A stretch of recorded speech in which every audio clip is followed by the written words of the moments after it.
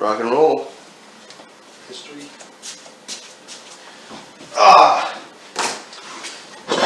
This is Mr. Link reporting to you live from the our other telecommunications center. This would be the Bachelor Pad in Tri-Cities. From DL Cast, got Big Al here today.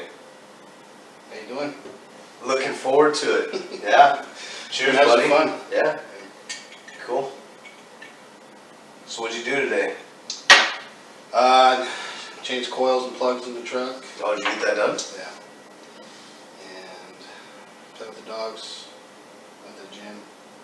Fed the cats. Yeah. Simple life. Yeah. Married life. Just kidding, man. So, dogs, you have your dog, which is a English Mastiff. English Mastiff. Yep. She's a big girl. A lot bigger than she's supposed to be, but I was going to say that you could have brought her over here and thrown her in the backyard, but it's okay. didn't. No, she's holding down the fort. Yeah. Big girl is in English Mastiff weighs how much? Average females weigh 150. Average. Oh, really? Yeah. Oh, so she's got a few She's pounds male. on the average. She's male size, basically. Oh, okay. Is there a difference in between male and females? Yeah. Normally? The males, the heads are a lot bigger, but the Well, bodies are, way bigger. They usually average around 190, 200 pounds. I mean, she's got a melon on her. She's got, yeah, but it's not the male. It's not the male. Is it like a different shape? Yeah. Is it? Yeah. But yeah, she's around 221 right now. So, but she's getting old, just like me. Yeah, you got a birthday coming up. Yeah. Yeah, but my idea is now is January 1st. I'm the age that I'm gonna be. Oh yeah. Yeah. Well, so now you can rock that shirt that I got you last year. Yeah, some friend you are doing the whole thing. It had your age on there. It was just it added one. Do I look a little older? What the hell is wrong with this guy? That was funny the other day when we were out having a beer. That guy was like, "Yeah, I'm 43 or whatever he said he was." I had to say, "Yeah, well, actually, he's in his 40s too." Yeah. Yeah, you look good, man. Like really, Thank you. If I were to guess your age, I would say you're probably nowhere near. No. What you say you are. My, I haven't checked your birth certificate or anything. my upbringing kind of helped with that. My dad, he, I didn't really. I mean, I like to drink, but it's definitely in moderation. It's not. I can count on 2 fingers how many times I've actually been dropped dead drunk and don't remember what I did. I feel like that's pretty good. I mean, in comparison to most people nowadays, that's probably a very small percentage of people. Yeah, so I don't abuse myself in that way, but being native, it's, I got to watch what I do, don't do drugs and, drink in moderation. I mean, definitely, there's an addiction. Some people say it's tied to your, DNA or your genes, genetics and stuff, but, but if you kind of look at how people have done it over the years, it's more of a habit. I agree. People see what you do, so basically it's kind of embedded in your head. Yeah, I think you get into that routine, and I mean, you just some guys will come home from work, and that's the first thing you do is grab a beer out of the fridge, and then that's a bad habit to get into. Well, I mean, if you really think about it, it's a form of alcoholism. If you have to come home and whether it's 1 beer or 20, I mean, I just say it's 1 beer. You get home from work and you have to go in that fridge and grab that beer or have that shot. I mean, that's an addiction. That's not good. Yeah. So so first of all, there's studies shown that it says that there's for women it's 1 beer, for men it's 2 beers a day is good for your health. Yeah, I mean, so it's like wine and stuff, but there's a difference between needing and wanting, or, I'm just you know. playing devil's advocate, man. No, that's fine. Yeah, You know, it's. I agree. Fine to, you know, it's nothing wrong with drinking, it's just, you know, what happens to some people when they do, right. you know. Yeah, I mean, if you can maintain, you know, obviously your current lifestyle and be a productive member of society and still drink, I mean, that's, yeah, I think it's a personal choice if you do it. Yeah, I mean, I'm not, you know, shunning anybody who does or, you know, has an issue with it, but, you know, kind of why I kind of stay somewhat healthy, you know, because there's always an alternative, you know, for, you know, health, lifestyle, and there's always that other side of that coin, so, and it's very easy to flip over. It's easy to get sucked into a downward spiral, that's for sure. Yep. Not that I've ever done that. You're young. So staying healthy, you work out? I work out, which You've worked out before? over the course of going on 28 years, I guess. It's definitely going. I'm slowing down a little bit, you know. And even though I can still lift pretty heavy, I can't lift like I used to, you know. But I keep trying, you know. And sometimes it's that, you know, male ego where, you know, you see these kids, you know, like you or you know, people in gyms, you know, they act like they're lifting heavy, but they're not, you know. And so that kind of keeps me wanting to push myself. Which is good. Yeah, it Which is is good. in a way. So out of that 27, almost 28 years now, I mean, how much would you, I mean, did you used to do a lot of cardio or never did cardio? I did a lot of cardio in high school. No, Past. I guess I used to, and that's also diminished with, you know, and I got to my mid-30s and I didn't have to do cardio. I mean, I was... Because your workout was... Well, yeah, it was so intense. So up-tempo that... Yeah, it was intense enough to where I was, you know, right around anywhere from 8 to 10%. And that was good for me. It was healthy for me to be around 10 to 12% was like, I felt the greatest. You know, when I dropped down below 10, you know, it really does take an edge off of you. Start feeling sluggish. Yeah, which is, you know, some people say you don't have the, you know, the definition, you know, or the showing the, you know, certain muscles and stuff, but I mean, I had a six-pack and, right. you know, but. Yeah, now, like, the other side of the DL cast, Mr. Dorian has, like, 2% body fat, but, I mean, that's obviously a different, that is genetics right there. Yeah, I don't like those kind of guys. No. Yeah, I think, yeah, for him, I was talking to him about that the other day, about, he said something about called me fat or something like that, said I didn't have, like, when was the last time you saw a six-pack? That's what he said, I've never seen you with a six-pack. And I was like, motherfucker, just because you came out of the womb with a six-pack doesn't mean everybody else can. Yeah. Some of those guys out there do, though. Skin and bone. No, I mean, you know, some people can function very well at a, you know, small percentage of body fat. I am not one of those guys. And, you know, I've always been, I never cared what happened, especially in the gym, I never cared what the person next to me was doing. I didn't care if he was lifting heavier than me. I don't care if he was doing more reps than me. I did what I did to the best that I could do it. And, you know, I made sure I took care of my body as far as knowing, you know, how I felt and, you know, the muscles that needed to be, you know, massages were always something I had done on a regular basis. So,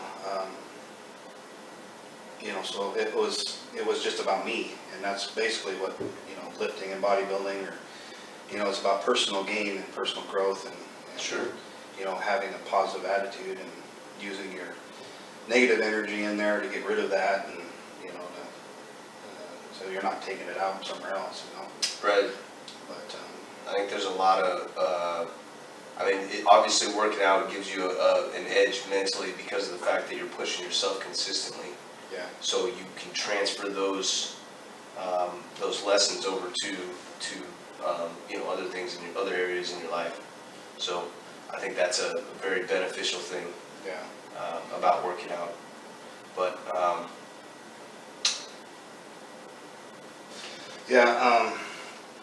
other than that, so where do you see yourself? I mean, I've never asked you this. I mean, where do you see yourself at? I mean, you think you'll always lift weights? I'm gonna do the best I can, the longest I can with what like I said, I just do the best I can with what I have to work with. And as I get older, I'll have less to work with. But Sure. I don't plan on quitting or giving up. Or Well, you see those I mean, guys. I may take those days off when I need to, which it may be done 3 days a week, or whatever. But that's kind of like one of my outlets, one of my. Some people call it church, or some people call it therapy. Sure. Some people call it whatever. But it's just one of those things where you just don't have to think about anything. You don't have to worry about anything. You don't have to. I mean, there's so much in life to deal with. It's just one of those things where it's just kind of nice to go somewhere. Whether it don't matter if there's 1,000 people in there. I don't focus on pretty much anybody. Right. But, Yep. so. Cool. Other than that, we've been working out for a year now. A little over a year now. Yeah. So. And I weigh in next Wednesday to see how much I've gained. So tune in next week to see how much that is. Looking to push the 200 limit. Won't be there. No, well, if I would have known that was your goal, I would have made sure it happened. I mean, like that not necessarily was the goal. I mean, I just, so I'm doing those Spartan races. So like, I'm going to be shredding back down so that it's not as rough on my joints. But I have been trying to gain mass. I mean, that's how I view the wintertime anyways. Yeah. I mean, I have like the unfortunate part about the whole like getting bigger thing is that you have to eat more than you're burning, and so that Yep. is sometimes that's a burden to try and eat that much, and that's also, I mean, obviously I don't have my six pack. Well, that was one of the things I told you from the very beginning, is that you could tell me how much you say you eat, but I knew you weren't eating enough. And I've never, ever since I was a little kid, I've never had a problem eating. Yeah. I always ate a lot, and I was a fat kid, but. I guess that's been my deal, is that I just never. I mean, I've always had a very fast metabolism, so it didn't matter what I ate until I made a conscious effort to eat every 2 hours or whatever it is, Yeah. every 3 hours at least. Yeah, I was blessed. It was meat and potatoes, and a vegetable, and that's that's what it was growing up, and but yeah, you have to eat to gain, and everybody asks me, how do you get big, or how do you get so big, and this and that, and some people have their own ideas on what I've done, and without even asking, it's their opinion or whatnot, and I don't care, but I've never. What do you mean, steroids? Steroids, growth hormones, things like that. I just, it's not that it's not available. It's just that it wasn't never for me, and You never need it. no, and it goes along with the same, alcohol and drug addictions. I mean, being native and and I'm half Czechoslovakian. There's enough health problems in my family that I didn't need to increase that or speed it up.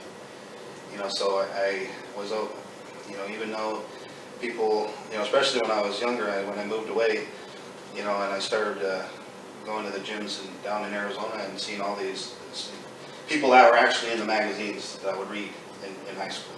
Muscle fitness, and all these other types. But there was pro bodybuilders that were working out, and That would be pretty. I mean, I don't think I've ever met one in person, so I mean, I don't. no, it's impressive to to see, and I bet. and they were really nice. They were really friendly, and they probably persuaded me more than anything to try, because I mean, obviously they were you know, um, they had them available, you know, and stuff, but I never, I didn't know what it was. I mean, now every single damn kid knows what every single drug is, and, you know, they probably know prescriptions better than, you know, any pharmacist out there, you know, Yeah. but, you know, I was very naive. Lived in a small little town, and Sure. went to a smaller, you know, high school, and yeah, I didn't know, so it kind of scared me, being, you know, 18 and 19. So I just, you know, but they did show me how to lift. They did show me what it took, and you know, the reason why your gains are so good is what they taught me. It wasn't something that I've read currently. It was something. It was old school stuff. It's consistent. You know, they had perfected the science of it, you know, back when Arnold was doing it. I mean, they're, you know, there's just more advancements of stuff where people are bigger. It's got to be like just small tweaks though, because the meat and the bones of it is pretty. Yeah, I mean, but once you have those muscles, that's where they do those little partial reps and the, you know, the little things that really pops out that muscle. But, you know, the way I see people lifting now, they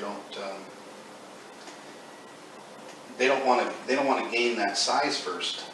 They want to have that little pop in the, you know, what muscle they have, and that's not really, you know, really the right way of getting bigger, you know, in my opinion. But so the best way to get that pop is to get bigger and then shred it down. Well, you need to get muscle to you know, and then define it, you know, and you know, like I tell you, you know, you go to the gym and, you know, you'll see 20 guys in the same area doing the same exercises, the same thing, and the same stuff, and they all look the same. You know, they're on the same drugs, they're on the same, you know, the food regimen, they're on the same, you know, probably the supplements. Supplements, sure. And they all look the same. Now they're all in good shape. I mean, they're in damn good shape for in their, you know, teens and 20s, but you know, the way, I mean, but that's maybe the look that they want. But you know, the people I talk to, they always ask, well, how do you get so damn big? I can't get big. I can't get big. And then as soon as I start talking to them, it's like, oh, well, it's just too much. I can't, you know, I ain't gonna do that. You know, so it's like, sometimes I waste my time. Yeah, I mean, if somebody's not willing to take, I mean, especially from a guy that's your size, I mean, if you're not willing to listen to what you have to, I mean, to try it at least, then you're not going to get anywhere. I mean, those are the people. You know, and I really didn't get a whole lot. I mean, I didn't really get like good size until about 32, 33. I started really getting some, you know, muscle built. So I really focused on that. That's crazy because, I mean, like most guys, well, not most guys, but they say that as soon as you turn 30, you know, obviously your testosterone levels start dropping. So, I mean, for you to start gaining size at that time is pretty impressive. Yeah, well, a man's testosterone peaks at 18. Yeah, that's... And I mean, and then it kind of sustains, and then it's somewhat, I mean, if you do have complications or whatnot, they do drop, but they usually stay pretty steady. So, you know, a kid from 18 years old till, you know, 67 years old, they're really, you know, the same. Oh, is that right? Yeah, I mean, okay. I mean, sometimes it does drop, you know, over, you know, stress has a big problem with testosterone issues. You know, relationships, I mean, they really do take a toll on you, sure. You know, take a toll on you know, kids. You know, a lot of things add up to where your testosterone drops. And then that's where you can, you know, go into a doctor and say, hey, check my levels, and then they can give you something and they can boost your testosterone levels and you're back. You know, so I mean, that really doesn't change. It's so, and that's what kind of the misconception of you know, testosterone.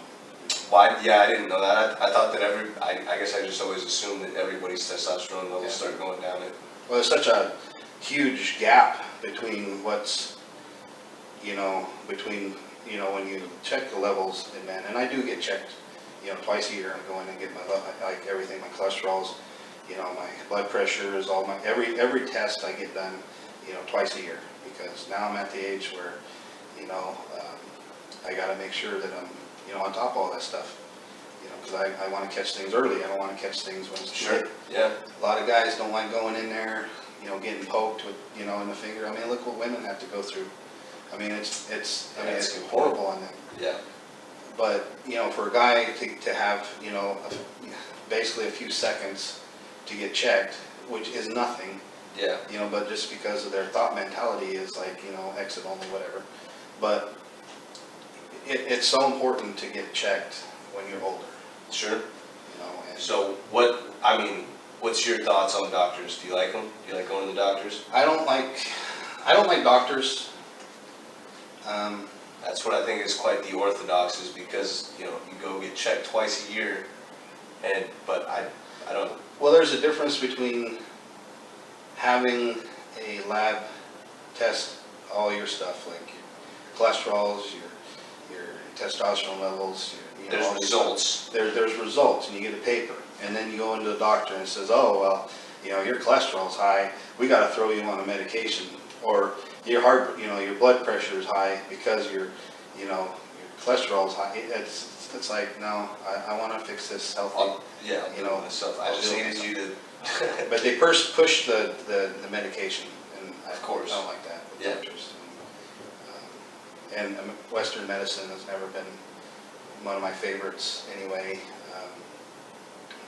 Not the fact that, like in Europe, Asia, Australia, those places, they really do look for cures and fix problems. They really fix cancers. They really fix, serious issues.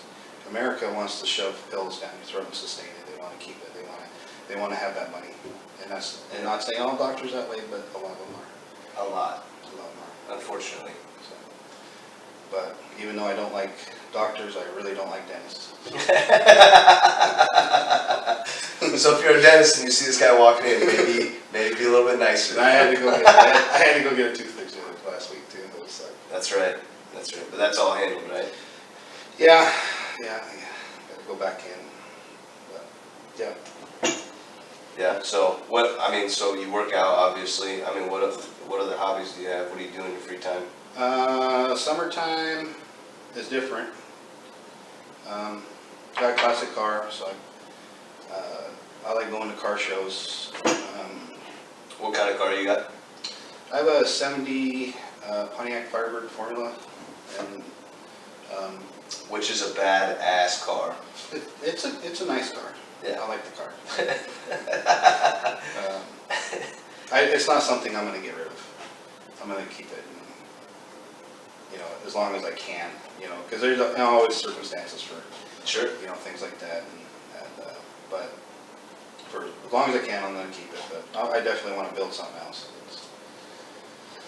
But so this summer Saturdays are going to be occupied. Sure. With that, and we got our Thirsty Thursdays. Thirsty Thursdays, yeah. That's, that goes along. So going to the gym and then being able to let that off, like you get some sort of, you get an endorphin rush from that because you feel good. You get to work it, stress out, or you just get to stretch your muscles out, and you feel better when you walk out. And so on the mental side of things, every once in a while it's good to go out, have a couple drinks with the boys. So yeah, Thirsty Thursdays is a good. Which I'm not advertising drinking, of course, but no, it's good to. Sometimes we just have we shoot pool, root beer, but yeah, we got a pool table here in the bachelor pad. So, but that doesn't mean that we just play pool here. Yeah. So, yeah. What else? Anything else that you like to do in your free time? Well, I like to golf, but I didn't get to golf last year. I had surgery in my elbow, and that's right. Yep. And I definitely want to get back into golfing. I like golfing. Something to do. Get you outside. Yeah, I hunt, fish, which I'd like to do more of that this year. Yeah. I'd like to go back up to Alaska and go fishing. That's what I really want to do. That was fun last time. Yeah, I bet. Can't say as I've done that. I like fishing, but I've never been to Alaska and done it. My uncle's done it too. I mean, Yeah. everybody that I've talked to that's done it said it's an amazing time. So Yeah, and I was working up in Alaska, and right before I quit, there was a couple of friends of mine that were talking about getting flown up to an area and take a couple rafts and float down. And it takes 10 days float where they get dropped off. It takes 10 days to float down to where they get picked back up. And I was like, man, that would be amazing. And you get a fish. oh, you're fishing while you're floating? Oh man. Yeah, so you get to eat what you can catch, obviously. That You would can't be really badass. take a bunch of stuff. Right. But, Yeah. Damn. yeah, it was something I really wanted Do to that and then go out on a boat Yeah. off the coast and then do fishing. No, take that fish can't back. do that. I get sick. Oh I yeah. can't do that ocean thing. Even No. Dramamine, No, still- I look at a boat long enough, I'll start getting sick. really Out in the ocean, yeah. just in the ocean It's that though. bad. Yeah, just in the ocean. Just because it's like there's no land and I don't know, but, well, I don't know, because, well, I mean, I was in, lived in Southern California, and, I mean, had a bunch of friends that had all those, had those, $100,000 boats and stuff, and, we'd be going from, port to port and, drinking and having a good time, so I never got sick there. huh? But, Because I you're go always close fishing. to land. well, I go fishing, off of Oregon, and those swells are like, 20 feet high, so it's, that's where I'm chumming for fish. Somebody's got to do it. It's cheaper for those guys. They don't have to throw their fucking shovel. I don't know, bait out. I mean, I knew I should knew better the first time, but I did it the second time, and I was like, why did I do this the second time? Yeah, I had so many patches on me. I was eating so much, what do they call that? Ginger root. Oh, I think I was making myself more sick by eating that ginger root than I was actually in the boat. probably. But Damn. now, so I'll stay away from oceans with big swells, I guess. Yeah. So you've worked in Alaska. You lived in Arizona. Lived in L.A., Southern California, I lived in San Diego, San Diego. Long Beach, and Victorville in Southern California. Yeah. and then- So you've lived a couple different places. Yeah. What's the best place that you've lived so far? For the weather, San Diego. Just the same year round. Well, yeah, I mean, Pretty plenty of close. rain, but it was nice. It was always nice. The beach was like 10 minutes away, and it was, I was right across the street from Qualcomm Stadium, so did a lot of football games and monster truck stuff. The funnest place, I guess, was Long Beach. Just because so much is happening. Yeah, and, I had a buddy that was single, and we used to go out a lot, we used to have, a good time. I had my car, that's when I first built my car, so it was, when I turned it into I had drag raced that car for a little more than a year. And then I had a friend that lived up in Victorville that had a Nomad, 56 Nomad, and I went with him to a couple car shows, and I was like, wow, this is a lot more fun. And then, Probably cheaper too. yeah, I mean, yeah. So I did some work to the car, and then made it into a cruiser, because I couldn't drive it like that. There was no way of driving it on the freeway, with the gear the way it was. So I made it into a cruiser, and then every Sunday, it was probably some of the best like sunsets.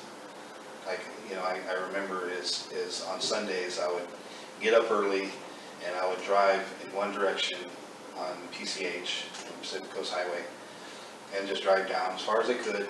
And then there was this pub down at the end there, and I would stop there and I would have breakfast and have a cocktail and and then turn around. But you would see all these little car clubs. They had the Woody clubs, they had a moped club. The moped clubs were pretty funny. I mean, they were funny to look at, but they were the coolest and friendliest people. And they were seriously all shapes and sizes on these mopeds, just cruising around, you know, acting like they were. I mean, I swear they thought they were on Harleys, you know. I didn't know there was such thing. Oh yeah, I mean, moped clubs. yeah, you know, and you know, some guy, you know, people in Ferraris, you know, or you know, Lamborghinis, all those, you know, the high-end cars. Yeah. You know, they'd have those guys parked. You know, and you just drive, you know, and then I turn around and I go up PCH and I go all the way up to Santa Barbara, and, you know, and then just get home, you know, almost, you know, it's dark. But it was so nice just to drive along that coast. Just go. And yeah, but I did that every Sunday. That's probably the coolest time I had, you know, by myself. But Do you think the car days are it's a dying breed? Not necessarily classic cars, but I mean just, you know, the enjoyment of driving cars. no, well, yeah, well, Like that sort of, I everybody don't seems think- like they're just in a rush to get to wherever they're going. yeah. I mean, there's always going to be those cool kids with the, you know, souped up whatever, with the lawnmower engines. But you know, there's always going to be those cool kids that will take it seriously, and you know, I mean, there was a picture that I kind of liked that kind of reminds me of that. It's like, you know, you see a picture of a boy's room, and it's just disaster, just destroyed. You know, clothes everywhere, drawers hanging out. You know, all his clothes are just hanging off. You know, bed's unmade and everything like that. But you go to but then the next picture is a picture of his car, and it's spotless. There's always going to be those kids, you know, Yeah. that are gonna take it, you know, take that enjoyment seriously, you know, and like the speed and, you know, horsepower and That feeling when but I don't you're know, down. yeah, but I don't know if they're going to appreciate, you know, cruising, you know, Yeah. because you don't really know. Yeah, I mean, you can't really, you really don't know what it's like unless you have. I mean, and maybe sometimes, maybe I'm wrong, but if you have a classic car and you're driving, like in a car show, you know, around the block, and a bunch of other old cars, and other old cars are parked on the side, and you're almost kind of taken back in time a little bit. It's that You know, nostalgic feeling. Yeah, kind Like, of. You feel like you went back in time. Yeah, which has been, you know, kind of fun. But, you know, It's a cool dynamic just because, I mean, there's people from all kinds of walks of life that do it. yeah, So, which, you know, and I got into it in my mid-20s. So I'd go to a car show. I mean, I looked like I was walking in a box of Q-tips. I mean, everybody was gray-haired, everything. But and I was just some punk kid in the middle of this, you know, cornfield, and I'm like, you know, how do I talk to these, you know, people who, you know, are kind of like looking at me like, you know, what's this kid doing? who is this kid? Yeah. But, you know, and I've been to a lot of different, you know, cities and places for car shows, and I'll tell you one thing, this area up here has probably been some of the nicest people I've ever met. Is that right? Yeah, for sure. Well, that's cool. And I know which areas that have the most arrogant people. Like here or in No, general? no, in Oh, yeah. Yeah, who think their cars are everything, and, you know, you're nothing, and, you know, it's a definitely a different mentality up here than it is. It's more of a Very conglomerate. friendly. Everybody's yeah. Yeah. It's like, I mean, really, I've only been to a couple up here, but I mean, it's more like it seems like a family atmosphere. Not like you're going there with your family, but everybody's like connected. Yeah. Yeah, and it does get political, just like anything else does. Depends on how much you want to get into it. But yeah, I mean, if you're deeply embedded into a car club, I can see how that gets Yeah. political. Yep. Yeah. So, but I liked living in Russia. Russia was kind of nice. Russia. Russia. Well, that's dropping the bomb on the general public that's watching. Yeah. Yeah. Not very, like you just said that No. so like. Well, you were. Not a I big was deal.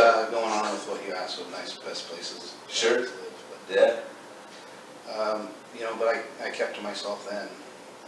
I didn't talk much. I mean, if I did, I kind of wish did talk more, because then I would actually know how to speak Russian, but I didn't, so. Could you I understand? I got to the point where I can understand it, I just, How long did you live over there?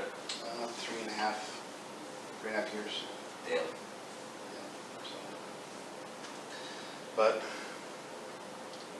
yeah, I came back and wound up in, went back to Arizona. Yeah, so. Must have been alright in Arizona then. Had its ending point for sure, but yeah, I mean, Arizona was nice. I mean, Arizona's really cool for somebody who's into like trailing, and I mean, I was into Trail hiking? trail driving, taking your 4-wheel drive Oh. and taking it on trails and stuff. Yeah, yeah. They had a lot of different lakes and canyons to drive and cool things to see. And then, So Arizona's not all just desert. no, and it has a lot of history too. So, I mean, did a lot of that too. I mean, some of the most impressive towns, ghost towns I've seen were in Arizona. Really? Yeah. Yep. Just nothing there, but just empty. That's crazy. Yeah.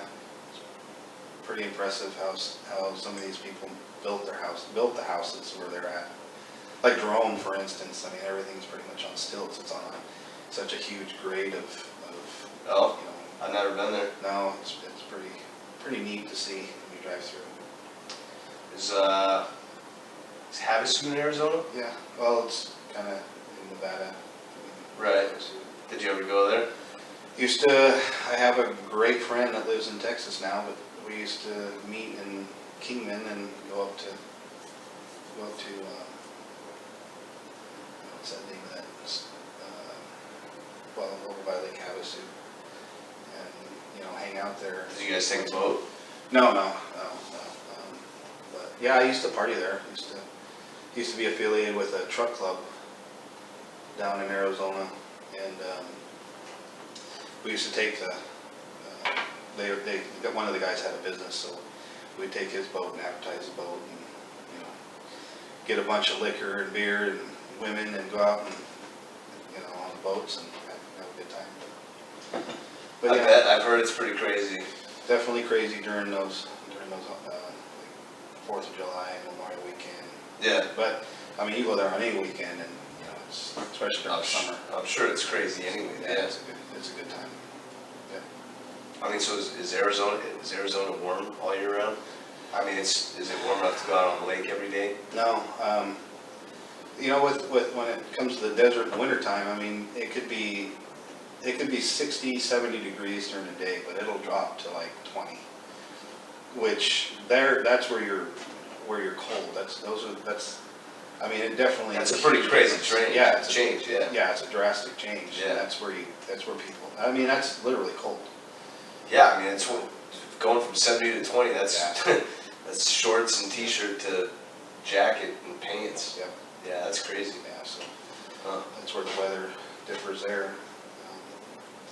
First time I was there and saw the monsoon come in, it's just, I didn't realize exactly, I mean, I was in it before I actually saw it on TV. So I didn't really realize what was, just the power. Like a flood of water, that. right? Well, so, what happens in a monsoon is you're literally, the choppers, the news choppers will be up on the outskirts of this big old cloud of sand and just pushing its way into the valley. And it's just it's like on the Mummy. The Return of the Mummy. Yeah, where they shows that. where the sand storm's coming in. So it's like It's that. almost like that, and Damn. it just comes in, and it's just like a wall, and then all of a sudden you're just getting it's just Land blasted by mud sand. and nasty, and then all of a sudden, probably an hour later, it's done. It's pretty cool, but you got a couple inches of water within that short period of time. Yeah, that's crazy. Yeah, it was pretty impressive the first time I saw that. But, yep. So vehicles, you got a classic car, you got a classic pickup, Oh, my 78. 78, Yeah. square body Chevy Yeah, GMC step side. with a step side. Yeah, Went out mudding a couple months. it's probably been a couple months now. Yeah, Did okay. It had a lot of fun. did pretty good. He pulled me out. Pulled you out. By the way, my axle's floating. That's why I got pulled out. We literally had to take two, what were they, 50-foot chains? Yeah, 250-foot chains plus my Plus the rope. the rope, yeah. Yeah, Yeah, that rope's badass. I like it. Thank you, mother. That was. Yes, thank you, mother. Saved my ass, so thank you. Yeah, 'cause I couldn't. Yeah, every time I got out there close to you, it would just sink right in. Yeah, that was some slick stuff. Yeah. But, Yeah. yeah, I worked out all the kinks. So, Yeah? but now I got to turn on the engine. So. Something. I mean, you were using that as your daily driver for a while. Yeah. for a little while. Yeah. Yeah, but I needed to know what I needed to. I mean, hell, it was sitting since 2012. So. Yeah, I mean, you drove that for 4 months. 4 months. Well, yeah, a few months. Yeah, I'd say that about that. Yeah. And then, so you were driving that. Were you driving that because of? So he also has a Hummer, which is pretty badass. That's an H2, right? H2, Because the 3's smaller. yeah. Pretty small, yeah. Yeah. That one's a box rolling down the road. Yeah, yeah. I mean, when I was up in Alaska and sitting in those damn chairs, I was so tight, compacted. I was like, I want to buy something that has a lot of room, and those have a lot of room in that driver's seat. So That's for damn sure. yeah, Yeah. yeah. You feel like you're in a tank though. Yeah, people move too. I mean, it's lifted. It's lifted, so the lights get right in there. Right into their Right in there. back window. Yeah. Right in their mirror. So Yeah. they're pretty nice when they have that happen. So. Lifted in what size tires are those? 37s, 1350s. Yeah. Nothing drastic, just, Big enough. yeah. But, Is that what you got on your Chevy pickup or your GMC? Yeah. but those Hummers, they come stock with 35s, 35. Oh, do they really? Damn. That's stock. They stock. Definitely not the same aggressive tread as what's on yours. No, and I love those tires. It's more of a highway. They come standard, I'm sure. Yeah, those lasted almost 5 years That's impressive.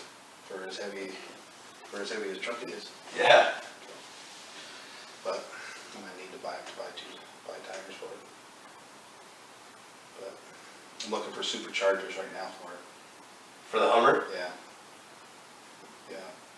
I might yank that motor and. you don't like fuel economy. Like you only get Actually, 10. depending on the supercharger, it'll actually get better. Okay. Oh, really? Yeah. As long as you're not putting your foot No. further in it. Yeah. I'm too old for that. Yeah, right. Yeah, right. I may or may not have witnessed a car that was similar to yours. If not, it was yours. Racing what was that? A Mercedes-Benz? It was a Mercedes. 5 Series, wasn't it? Yeah, it was a shoot. It was it's one of their sports, the fat, like the two or. 535. Man, I can't remember what it was. CL5. But you saw him. He was weaving in and out of traffic like a jerk, and he was acting like he was all hot rodding around and stuff. And then we just happened to hit the light at the same time. So. And then I no longer seen you. No, once I made that turn, and then he shifted down into gear, I knew He was trying to get around you. Yeah, so. Yeah, that didn't happen. So I just slammed it. I just slammed the transmission into first and just fucking because I have a slapstick in it still, so. So does that have the same motor that you were? That I was racing with? Yeah. Damn. Same motor, just different gearing. Sure. Yeah, I mean like super highway gearing, right? Yeah, when I was In comparison. Yeah, when I redid that suspension, I think I hit like 160 Oh my on that car. god! In a classic car, that's fast. Yeah, with the That is fast. with the engine and the gearing changed. Jesus. Yeah, so. Was it scary at 160? I feel like. Yeah, Jesus. well, now I know it was. I mean, I know that well, the speedometer was floating a little bit. I mean, it was kind of like going back and forth, but it was pegged, and it's like I think it's like 160. But it was pegged, and it was. So I'm just figuring it was 160. But yeah, like right around 120. I mean, it definitely did feel a lot lighter in the front. Well, shout out to Mr. Dorian for telling me that it was all charged up. Having some technical difficulties. First time broadcasting, of course there's going to be something. Some coding difficulties. Right. Yeah, go figure. Yeah, where were we at? What were we talking about? I forget. Well, there was a couple things that I wanted to touch on. Something that we were talking about earlier today in the gym. Oh boy. Yeah, we're going to go down that one right now. Talk about talk about where we're at in America and an interesting subject that you were talking about earlier today. Yeah. So I watched a video with Ronald Reagan back in like 1965, and he mentioned something that I really believe, and I kind of overlooked, and I stopped being on a side. I don't want to be considered being like on the conservative right, which I do share the opinion, but I'm definitely not on the left. But he made mention that, you know, instead of trying to figure out who's on the left and who's on the right, we better start realizing we're either up and then there's a down. And so it really kind of made me kind of think about things. About We as a country. We as a country. We as a country are up or down. We're either up or down. Yeah. And because, you know, all in all, we are part of the same. Right. We're Same country. Yeah. And unfortunately, you know, more money is getting thrown to one side. So you're obviously going to hear more about the other side than what's really going on. But what we were talking about was the fact that history repeats itself. You know, they've done things to our school systems. They have done things to our churches, to a lot of different things, to take away some really serious values, and to our freedoms. You know, which goes to our freedom. And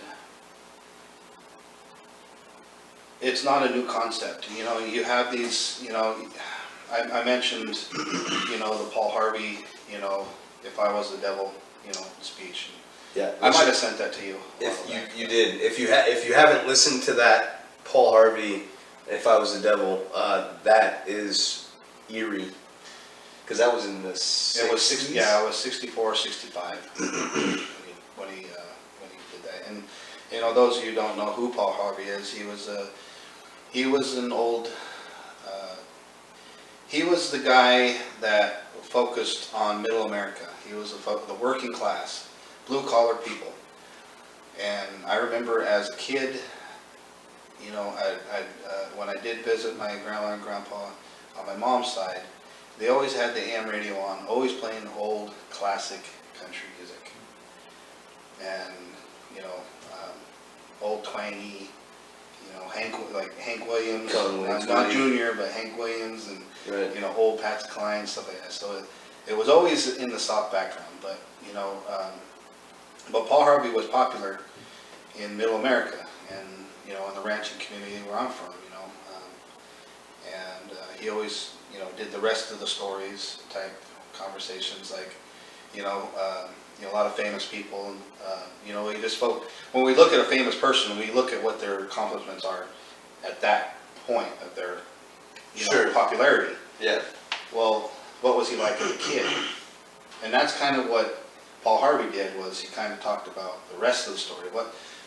What transformed this guy into something? Oh, okay. You know, or what was Elvis Presley like growing up? Before. You know, He was because Elvis Presley. you know, everybody knows that Elvis Presley is, you know, king of rock and roll, whatever. But nobody knows that he was a poor kid. You know, that type of thing. Sure. Well, Paul Harvey was also a speaker, right? Like, yeah. Well, he was just a commentator on the radio. Yeah. And I think he died in 2009. Oh, really? Yeah. His son is a commentator too, but he wasn't as popular as, you know, Paul Harvey, because honestly, the, you know, radio was what started basically what we have today, which is in a, you know, online, you know, right, you know, decisions at a, you know, instant type scenario. I mean, then it was TV, radio, TV, and then what we have now. And but when he talked about if I was a devil, he did it in 1964, 65. There was another one too that was just as eerie, and it's called From Freedom to Chains.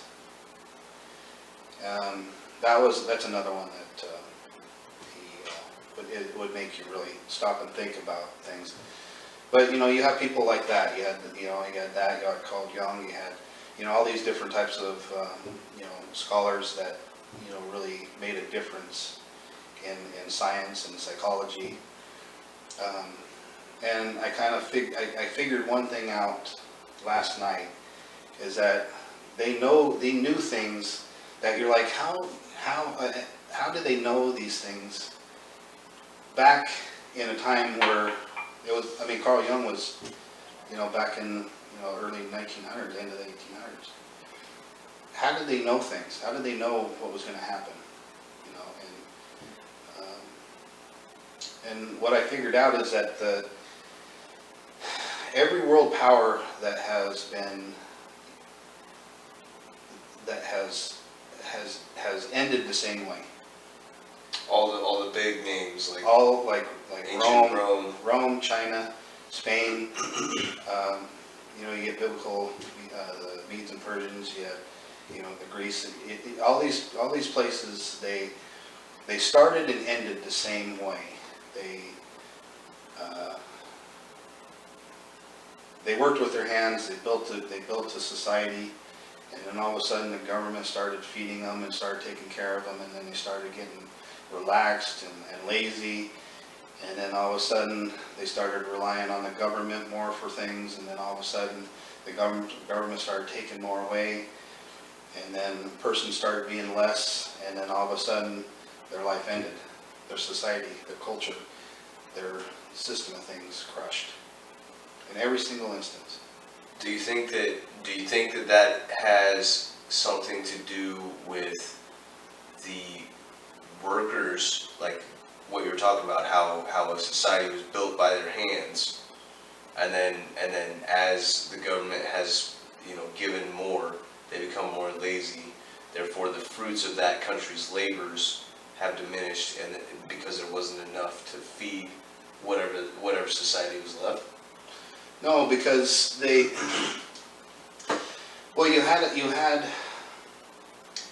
had a government that gave to the farmers, that made sure that they were able to grow enough stuff, they were able to have enough property to do it, they had enough things. Then all of a sudden the government started taking away the property, and then the government started taking away what was necessary for the farmer to grow. So then all of a sudden the government was in total chaos and didn't have the means to support the people, and then the people crumbled because there wasn't enough, because the government took that away. So you think that most of the downfalls of these civilizations has been because of food?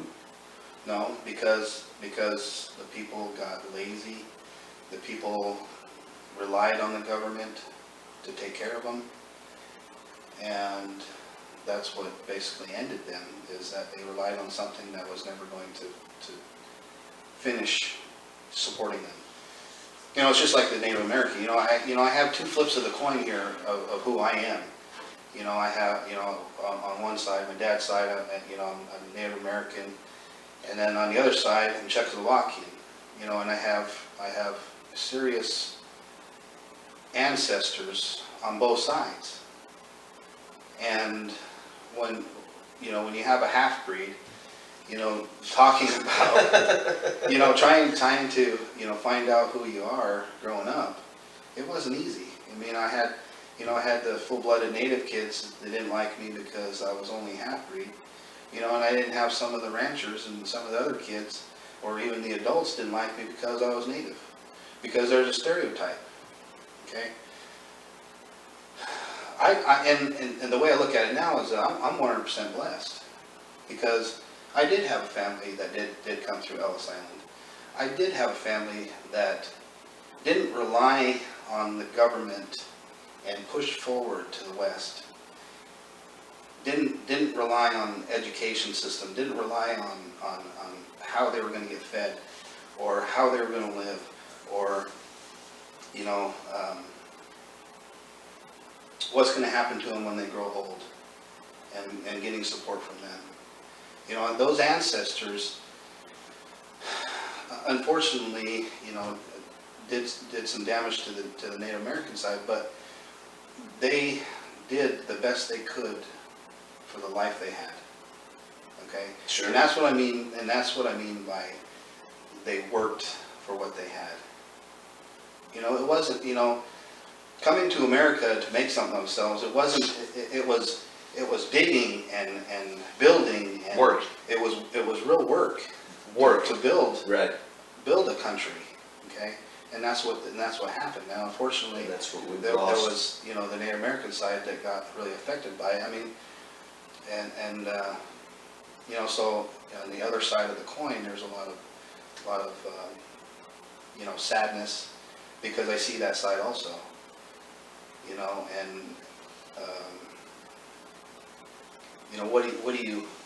What do you do with, but just you make the best with what you have to work with.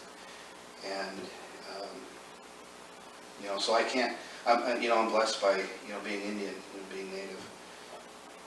And unfortunately, I don't even know what to call myself anymore, because, with politics and all this stuff, you never know what to call yourself anymore, because people are always wanting to change something, because they're always offended by something, And, so I don't know, what to say, about that. Because I definitely wasn't raised that way. Yeah. Life is hard enough. Sure. And, I think it's, I just read something the other day that said something about, if people that worry about being politically correct are far worse off than those that don't. Because if you just say what you're thinking, even though it's incorrect, politically incorrect, it's still something that you will get your point of view across, and you say exactly what you're thinking rather than sugarcoating it. mm-hmm. And the person sitting across from you will be able to interpret, or at least in their eyes, interpret what you're saying. And then you can move forward at that point. But if all this politically correct BS, it's like, if you sugarcoat everything down, then you don't even know what you're talking about anymore. It's like talking about fucking politics. It's so vague, and nobody knows who they are or what they stand for anymore, because everybody's worried about somebody's fucking panties being in a bunch. That it's not. It's I think that I think everybody would be far better off being less politically correct. Yeah. It goes kind of along the line with free speech. We should be able to say what we want without worrying about offending others. But We got a lot of confused people out there. They're offended by everything. I mean, it wouldn't matter how politically correct you are, they're gonna find some offense. So like they say that they're offended, but they're not truly offended. They just want, like, they just want to play that victim role, which is such a bitch way to live. I don't understand that. I think that goes along lines with your upbringing. I mean, you know, when you're a kid, I mean, sarcasm is such a big thing with teasing kids and, you know, making fun of them, and that they obviously were not. You know, they weren't privy to that type of upbringing. Yeah. And you know, and you can see it, you know, with people, you know, your age or my age, that, you know, and it's not so much my age, but the effect of their kids affect them, which is a very different, with a very backwards scenario. But it does happen that people my age are offended, and it's like, dude, you grew up in the same era. Why the hell are you so offended? Because they were sheltered. Because, well, because they're kids. Their kids have that attitude. So obviously the parents, because they're spoiled little brats and never had to go against or have any. What's the word? Well, since the kid rules the roost nowadays, the parents imitate the kids. So yeah.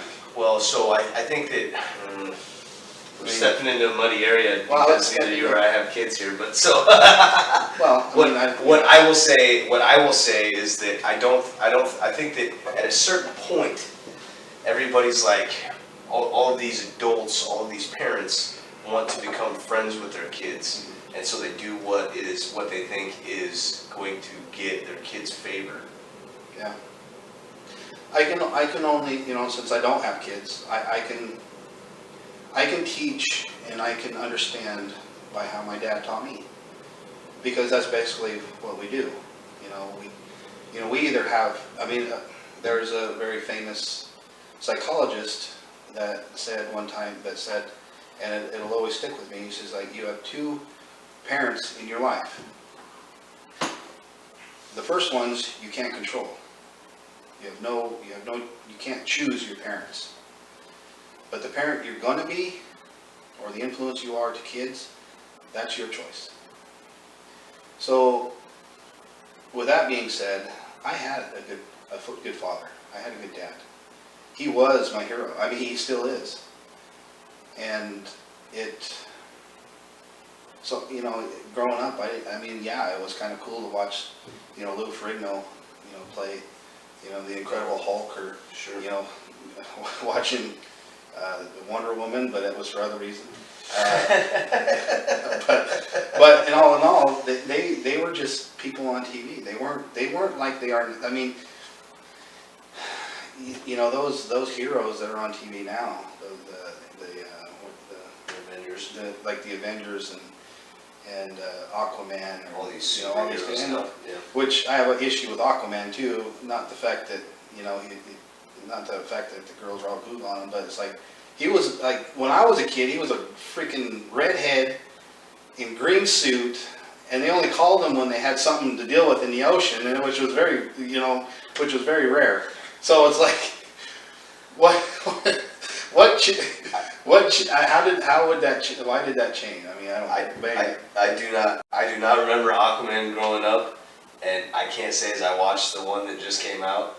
No, I haven't watched either, but nor will I. But yeah, no, absolutely. Yeah, but that's, I mean, but honestly, you know, the kids imitate these guys that are on TV, and that's their heroes. It's not their parents, and there's definitely something wrong with that. And I don't have to have kids to see that. I don't have to. You know, I would agree with that. I mean, it's you know, most of the things that I talk about kids and about how to raise kids, you don't have to have kids. I mean, there are plenty of bad parents out there that don't know how to raise a kid. You know, but there are plenty of good men that know how they were raised, and know they have good morals and good ethics and good standings, that if they were put in that situation, you know, they would do very well on raising kids, regardless if they were theirs or not. Yeah. You know? which I would say, so one thing that I will say is that you have, just in talking with you, I mean, you have had obviously just speaking with you and hanging out with you, I've found out that obviously your ethics and your upbringing has been an amazingly positive thing. You know, just the small things that you can verbalize that other people just overlook, that you bring to the forefront of people's minds.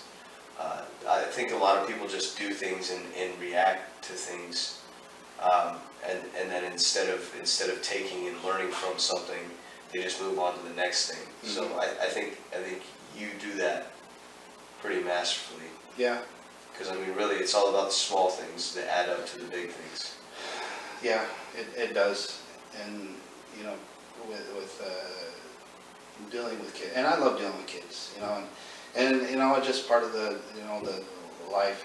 I didn't get to have any, you know, my own, but you know, I've always coached, and you know, I've always been, somewhat involved in kids when I can, when I have time, and I get to have somebody that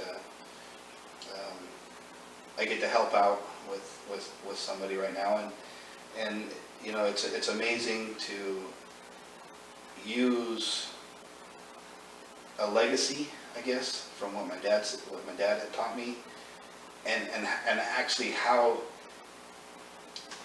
you know, just how smart he was, and actually how it works. It's mind-boggling every time I deal with something. It's such a, you know, it's such an old school idea, you know, and you know, when people say old school idea, you have to be, you know, that people think, oh, you're, you know, abusive, or oh, you know, you get to, you know, spank the kid. No, I mean, that is not old school, you know, but instilling values, you know, instilling, you know, morals, instilling responsibilities, instilling an idea for a future is where a parent or a person that helps raise a kid, you know, should really focus on, you know, and I agree. I think it's like I said, I think it's not very often, like, you know, raising kids. I think people just get caught up in the monotony of the same everyday, you know, routine of going to school and going to work, you know, everything like that. That they miss these small opportunities to teach a kid something that you obviously already know because your parents taught you, yeah, or you learned along the way, but you know you don't. There's an opportunity to teach a kid who hasn't learned that, and then a lot of people, I think, just miss those opportunities. Yeah, and there's such an easy basic principle. Well, that's what I mean. It's literally just such an easy concept, because kids, and I probably mentioned this too at one point or another, as that kids learn by seeing. They don't learn by the constant bickering and, you know, the constant talks and the discipline. They see what the parent's doing, and they imitate it automatically. Yep.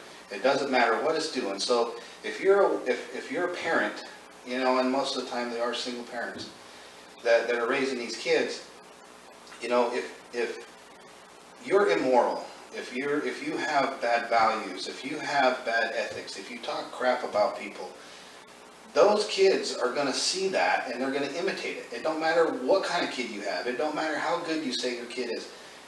They're gonna react to the same way that you do. And that's why I'm a true believer that bullying will never end. It will never stop. There's nothing you can do about it. And the people that say that it will are the ones that are the worst at being bullies. And that is how I feel, because I see it all the time. I was bullied as a kid because I was fat. It just made me a better person. It made me to stand up to myself, for myself. Sure. You know, and unfortunately it was a different time where, you know, you can either get beat up or knock the hell out of somebody. Mm-hmm. You know, but all in all, that's how you took care of bullying. Right. And you know, I've always had the idea that kids need to have very simple things happen to them. They need a broken bone, they need to stick something in a light socket, and they need to get their ass kicked. Yeah. Okay, so Along the lines of growing up, you need those things. yeah, Yeah. because having a broken bone realizes some limitations that you need to have. Sure. Okay? Sticking something in a light socket is not going to kill you, but it's going to let you know you have limits on what you're capable of doing if you don't know it. And the third thing is, if you bully somebody and you get your ass kicked, well, you're also so you have three things that are limiting your ability of being either a jerk or a menace to society. I think the world would be a lot better of a place if everybody experienced that when they were growing up. Oh, yeah. A lot of people, a lot more now than ever, won't experience getting knocked, their dick knocked in the dirt, or sticking something in a light socket, right. or Yeah. electrical plug-in. Yeah, I mean, the majority of parents nowadays, they shelter their kids so much, they put them in bubbles. They can't learn. They really can't learn that way. Well, and I think it goes one of two ways. When they turn 18, they either continue to live whatever lifestyle that is, or they just absolutely go off the rails and they end up down a life of destruction. Yeah. One way or another. It's possible. More likely. So that kind of, I mean, that leads into something else that I was going to bring up, and that was I kind of wanted to ask you what your thoughts were on do you feel like there is a feminization of society nowadays? There's Is that question crossing the boundary? no, no, because I do like talking about it. There are several psychologists that agree that there is a huge problem with how men are treated, and there is a problem with the way feminism is getting really out of control, and this is, within the last few years, it's gotten kind of really pushed. So there's not like huge amount of data right now, but I mean, women who do that are really going to be sorry they did that, because what goes around comes around, so to speak. Yeah, but it's such a, I think it's a negative thing. Well, it definitely is a negative thing, but women have, I mean, there's those women, and I'm not saying that all women are like this, but they're the ones who are creating the most problems with it think that they have never been a part of society, and that's just it's sad to think that way. It really is. That's a very good point. You can't. I mean, I don't care who you are, what you are, how. I mean, whether you were a female in a wagon, or whether you were at the time when they invented restrooms, when they invented the tampon, when they invented birth control. They were a big influence. They're a huge part of society. For society, they're huge. Yeah.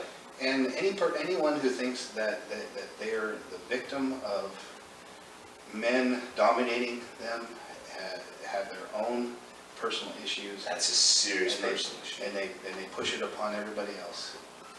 I think the society has been, our society has been not strong in standing up to those people. I think for the most part, people just hear somebody say things like that and they just let it go instead of stopping them. Yeah. And then that's how it builds, is because all it takes is like a head nod for them to be like, they get somebody's attention, and then their opinion gets stronger. Yeah. And then it just grows over time. But there is one stat that will always stand, no matter what women do, whatever they accomplish, whatever. Women who have stayed at home and raised the family out of the home were significantly happier than a woman who goes and works every day. Is that right? That is a 100% accurate statement to make, because that's a stat that is overwhelmingly accurate. Well, it's like Jordan Peterson was talking about that. He was talking about how, you know, you could be an extremely successful businesswoman. I mean, you graduated in top honors in your school. You're now you know, you're a partner in a law firm, and then you know, you're 30 years old. You accomplished everything. You're making mass amounts of money, and you're so unhappy. Because that's something that you yearn for as it, not saying all women are that way, and I'm sure there's some extremely successful business women that are perfectly fine not having a family, but it's a biological want and desire to reproduce and have a family. I mean, as a woman, that's just how it works most of the time, biologically. They're gifted. They're gifted in some areas that men will never be able to be gifted in. Now, like having kids. Well, that's a joke. Bearing children, I meant. It was a joke. It was a bad joke. It's just a joke. I can't remember who said it. Being a father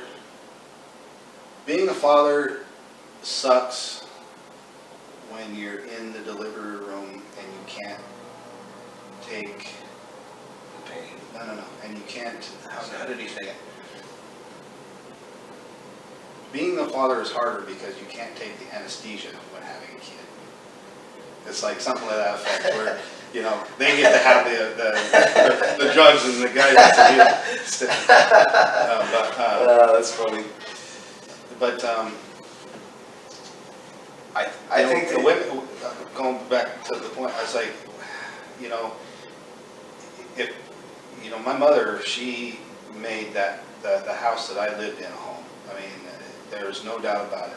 Mm-hmm. And any real woman, lady that I've ever met has always made their home feel warm and comfortable. And I'm not saying that to be sexist or anything, but a man cannot do that. I've lived in a lot of nice places. I've had a lot of nice things, and there was no way that I could ever make the house feel as warm as some of the people that I've met that are women that have made that. It's just the aura. It's just the way they. I mean, it's just amazing how they make a place feel comfortable. Are you saying the bachelor pad doesn't feel comfortable? It's good for cool, but no, I understand completely. I get what you're saying, and I think just so everybody's aware, and I'm not like just a sexist asshole. Like I'm not saying that women are not important. Absolutely they're important. They're just as important as the man is. Yeah. Because and if not more, they are more important when it comes to like raising children. Because I mean that's you're raising. You do a better job. Like a man's job is to provide for his family. I mean that's in classical terms. That's what it is. Yeah. But he can't bear a child. Like he can't do that. So he doesn't have any other choice. You know what I mean? So it's biologically that is what we are bred to do. Yeah. Is to even back to the old caveman days when we were hunters. And women were the ones that stayed at home and weaved baskets, made clothing, and made food.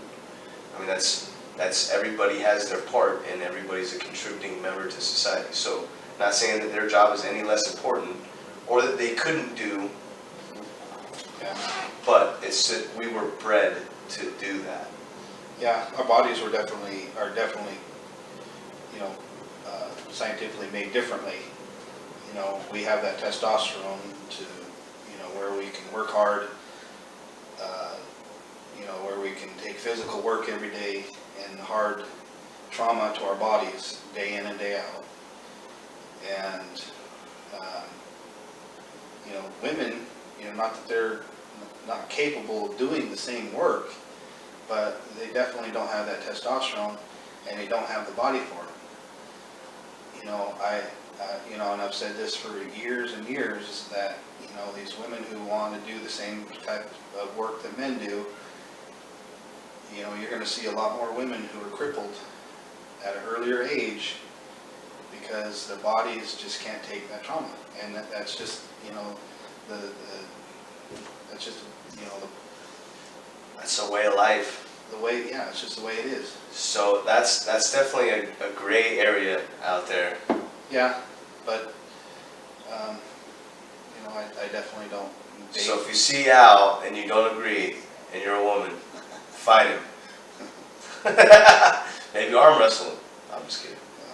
I'm just kidding. No, it's definitely like I think you and that's nobody had yeah, it's right behind you.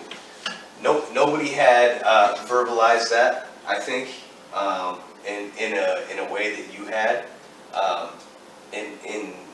In my world, I haven't heard somebody articulate that in that way to where it made sense. And it's also not devastating to somebody's psyche, a woman's psyche. Yeah. I think it makes perfect sense because if you were to look at statistics, facts, I think that's probably the case 100% of the time, Yeah. maybe 99.9% of the time, but whatever. Of course, there's going to be outliers that like maybe. There's going to be exceptions to the rules. I mean, hell, I mean, Yeah. I've known men that even at work can't pick up 25 pounds, but you know, there's women out there that, I mean, that can really do a man's work and Sure. be fine. Mm-hmm. I mean, I'm not saying that there's not exceptions to those rules, but in all, you know, general, you know, understanding is that, you know, women, you know, they're you know, they don't need to do that, you know, and they're fighting and Right. they're fighting for something that they have no reason to, because honestly, I honestly think that they're the ones who are in the uproar, and guys are just like, what the fuck did I just do? You know, there's like, we never know what we're in trouble for half the time. Right. You know, and it's like nobody's that's- arguing the fact that we don't want you to do the work. You know, it's just that I don't want you to do the work because I know it's hard on you. I don't want Right. you to do that. Right. Which that's huge, I think, because when people hear you say that you shouldn't do that, they take that as like that old song says, or saying, anything you can do, I can do better. Yeah. But like, you know, and that's not saying that that's not the case, but it's not going to be beneficial over a long period of time for you to do, Yeah. I think. Well, it's just, well, there was a deal a couple of years ago in Poland. There was a saying that was going around. It's like, you know, feminism everywhere unless they need a refrigerator carried up a flight of stairs. You know, and then, you know, where are they at? You know, Bill Burr, it's like, you know, when he was talking about, you know, burning buildings, it's like you don't see a feminist anywhere trying to save anybody's life. They're just the ones trying to put their hair in pigtails and say, oh, I'm just a girl, you know. But you know, it's like, you can't, you know. Can't pick and choose your You can't pick and times choose. that you want to be. Yeah. Yeah. Yeah, exactly. I agree with that statement. I think, so like, and this is, you know, okay, so women should embrace the fact that they're a woman. Like, that's, you know what I mean? That's the beautiful part about our biology in between men and women, is that we are different, like in those aspects. So I think that that's something worth embracing and Yeah. not fighting.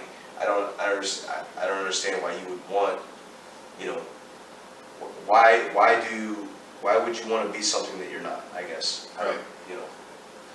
Yeah. So that's my opinion about that. You know. And if I was male chauvinist, I would say something like, see, you never can satisfy a woman.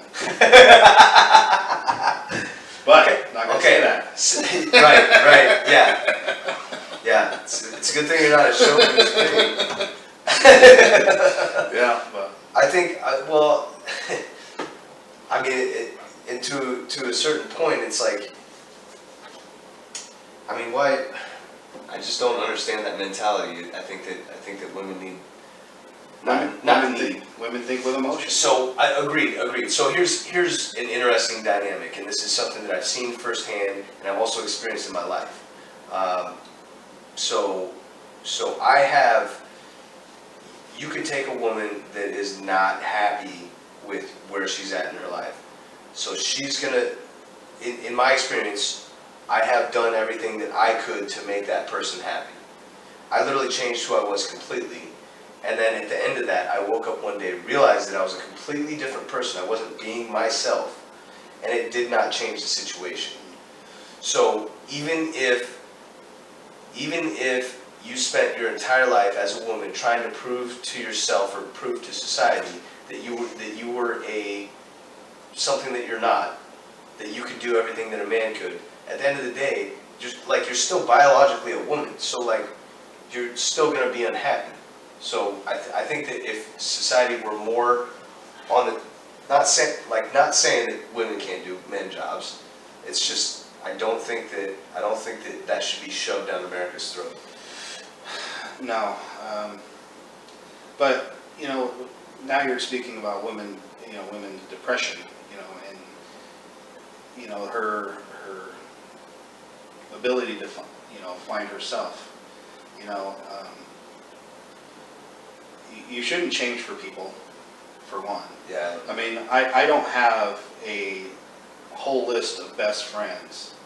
I mean, I have a very, my numbers are very, especially at my age, and as they say, the older you get, the less friends you have.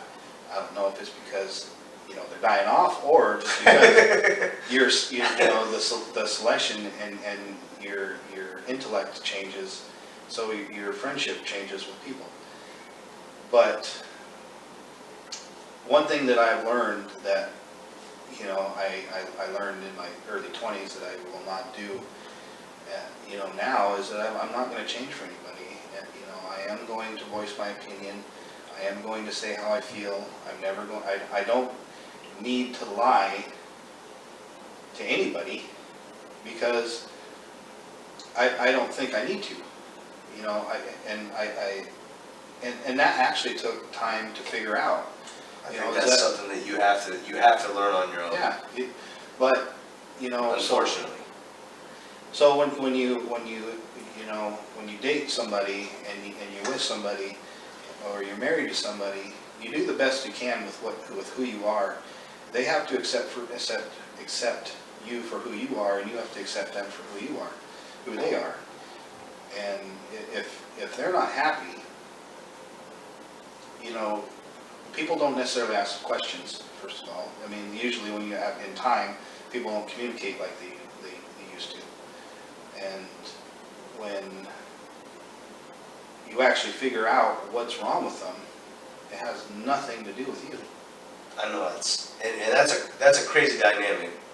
And yes, what I said and what I was speaking on was definitely a very small segment in that realm of topics that we talked about. But yeah, I mean, yeah, at a broader point, yes, you can't make other people happy. No. The only thing that you can do is to control your own self and work as hard as you can to be you. Because that's the best thing that you can do for yourself or anybody else around you. Yeah. I think. Yeah. And our brains are different. Men and women's brains are way different. There's an amazing speaker that's a family therapist. His name's Mark Unger. Talks about the tale of two brains, and he explains in a very funny and intellectual way that a man's brain is different than a woman's brains, and when they figure out that they are different, they're able to communicate better. They're able to understand that guys react different to different things. Women react different to different things. Women's brains never shut off. Guys' brains can. And And unfortunately, the side of women, they tend to abuse the man for something what he does naturally, something that's genetically in him, and they abuse him for it. They don't realize that it's just how Mentally. it's just, yeah, it's just how they are. Yeah. You know, and that's, you know, and some very serious problems stem from how a woman reacts to a guy, to a guy's reaction. And, you know, and it's, you know, unfortunately, that's a lot of the downfall of relationships, you know. But Maybe that's the reason why you look so young still. yep, just duck and weave. But no, it's no, but yeah, you know, I got a pretty good life right now. So it's pretty fun, pretty entertaining. Yeah. You know, you get stressed every once in a while, but You can't. Yeah, you can't avoid. You can't avoid that. That's. yeah. And I have someone telling me I'm always right, so that always helps. I'm sorry, this room's not big enough for that ego. I'm gonna need you to deflate that so you can duck through this doorway. That's all I had as far as topics. Was there anything that you wanted to talk about? I mean, I didn't really have. Thought this was going to be tough. I feel like I could have made it a lot more tough, but I wanted you to come back on. So. Oh. Yeah, I'll have more to talk about. Okay. Wrap it up. Sure, whatever. Cool. This is Mr. Link and Big Al on DL Cast. Wrapping it up.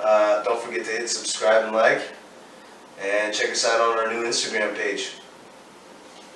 Thanks, Al. Yep. Thank you.